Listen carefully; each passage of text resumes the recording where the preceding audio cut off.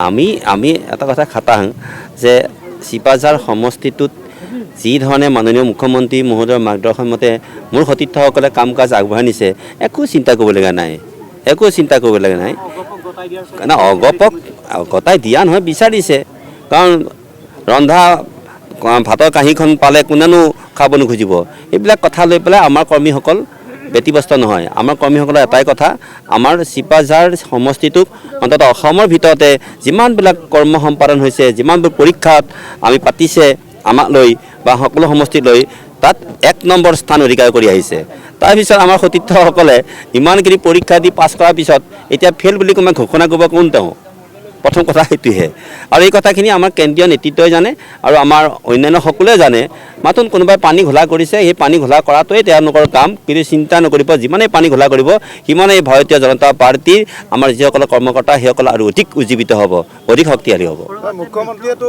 অন্য স্থানত প্ৰাৰ্থী ঘোষণা কৰিছে কিন্তু দৰঙৰ প্ৰাৰ্থী ঘোষণা কৰা নাই দৰঙৰ প্ৰাৰ্থী ঘোষণা কৰা নকৰা বিষয়টো এটা মিততাৰ প্ৰশ্নত লৈ পেলাই অকণমান মানে যিটো নেকি টানা আজৰা চলিছে সেইটো ক্ষেত্ৰত আমাৰ নিশ্চিন্ত হৈ থাকক চিপাঝাৰ সমষ্টি নিশ্চিন্ত হৈ থাকক এইটো বিজেপিৰ শক্তি হ'ব আৰু বিজেপিৰ সমষ্টি হ'ব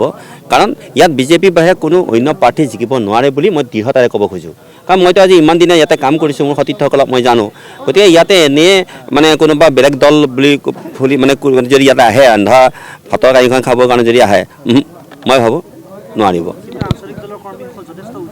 উৎসাহিত হৈছে কিয় উৎসাহিত নহ'ব কোনোবাই ৰান্ধিছে ভাতৰ কাঁহীখন কিয় খাব পালে কোনো উৎসাহিত নহ'ব ভাই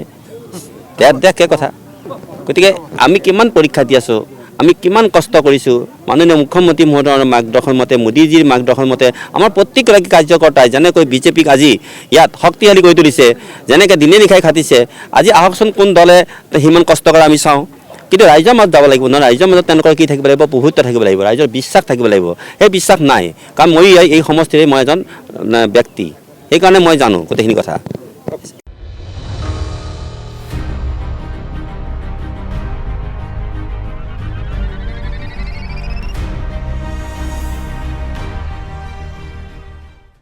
আমি এটা কথা খাটাং যে চিপাঝাৰ সমষ্টিটোত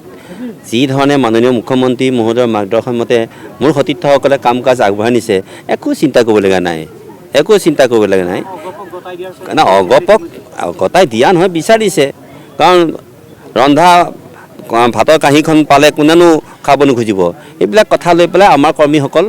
ব্যতিব্যস্ত নহয় আমাৰ কৰ্মীসকলৰ এটাই কথা আমাৰ চিপাঝাৰ সমষ্টিটোক অন্তত অসমৰ ভিতৰতে যিমানবিলাক কৰ্ম সম্পাদন হৈছে যিমানবোৰ পৰীক্ষাত আমি পাতিছে আমাক লৈ বা সকলো সমষ্টিত লৈ তাত 1 নম্বৰ স্থান অধিকাৰ কৰি আহিছে তাৰপিছত আমাৰ সতীৰ্থসকলে ইমানখিনি পৰীক্ষা দি পাছ কৰাৰ পিছত এতিয়া ফেল বুলি কোনোবাই ঘোষণা কৰিব কোন তেওঁ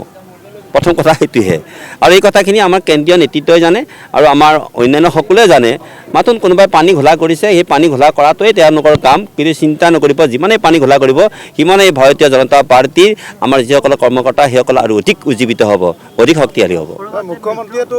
অন্য স্থানত প্ৰাৰ্থী ঘোষণা কৰিছে কিন্তু দৰঙৰ প্ৰাৰ্থী ঘোষণা কৰা নাই দৰঙৰ প্ৰাৰ্থী ঘোষণা কৰা নকৰা বিষয়টো এটা মিততাৰ প্ৰশ্নত লৈ পেলাই অকণমান মানে যিটো নেকি টানা আজৰা চলিছে সেইটো ক্ষেত্ৰত আমাৰ নিশ্চিন্ত হৈ থাকক চিপাঝাৰ সমষ্টি নিশ্চিন্ত হৈ থাকক এইটো বিজেপিৰ শক্তি হ'ব আৰু বিজেপিৰ সমষ্টি হ'ব কাৰণ ইয়াত বিজেপিৰ বাহিৰে কোনো অন্য প্ৰাৰ্থী জিকিব নোৱাৰে বুলি মই দৃঢ়তাৰে ক'ব খোজোঁ কাৰণ মইতো আজি ইমান দিনে ইয়াতে কাম কৰিছোঁ মোৰ সতীৰ্থসকলক মই জানো গতিকে ইয়াতে এনেই মানে কোনোবা বেলেগ দল বুলি মানে যদি ইয়াতে আহে ৰন্ধা ভাতৰ কাঁহীখন খাবৰ কাৰণে যদি আহে মই ভাবোঁ নোৱাৰিব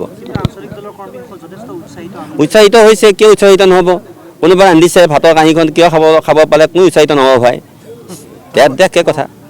গতিকে আমি কিমান পৰীক্ষা দি আছোঁ আমি কিমান কষ্ট কৰিছোঁ মাননীয় মুখ্যমন্ত্ৰী মহোদয়ৰ মাৰ্গদৰ্শন মতে মোদীজীৰ মাৰ্গদৰ্শন মতে আমাৰ প্ৰত্যেকগৰাকী কাৰ্যকৰ্তাই যেনেকৈ বিজেপিক আজি ইয়াত শক্তিশালী কৰি তুলিছে যেনেকৈ দিনে নিশাই খাটিছে আজি আহকচোন কোন দলে সিমান কষ্ট কৰে আমি চাওঁ